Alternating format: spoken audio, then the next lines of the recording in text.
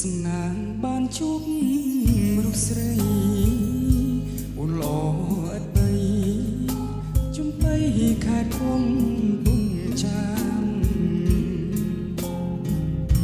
ជើក្រោមផ្ទះអូនច្រកលៀងលួចស្ដាប់សំឡេងមុំច្រៀង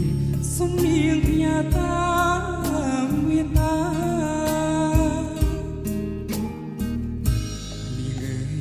រៀងខៀងរូបខ្ញុំទៅរហូតយប់ជ្រៅនៅស្ដាប់សំនៀងខ្លោចផ្សាជីវិតកំព្រីឥតទេបាចំបៃកំសត់ឯកាបានណាជួយស្រីមានស្នេហ៍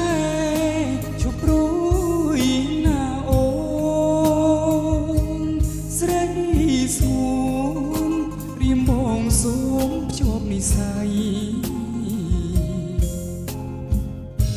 ដោយច័ន្ទពេញវងមានរស្មីអ្នកជួយបំភ្លឺរាត្រីចៃដន្យជួបស្រីគឺព្រៃវាសនាព្រៃឈរភូមិថ្មីដីជុំ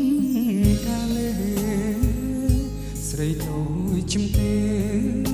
ជឿចិត្តបងចង់ណាស្រីបងនឹងត្រឡប់មកជាថ្មីមកនាំវាកូនណាស្រីស្មោះស្ម័គ្រមេត្រីបាសង្សារអើ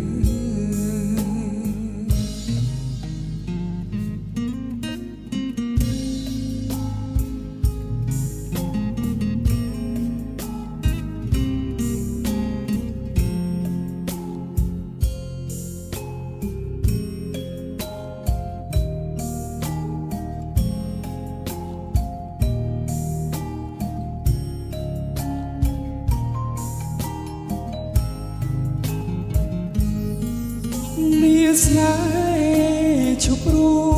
យណាអូស្រី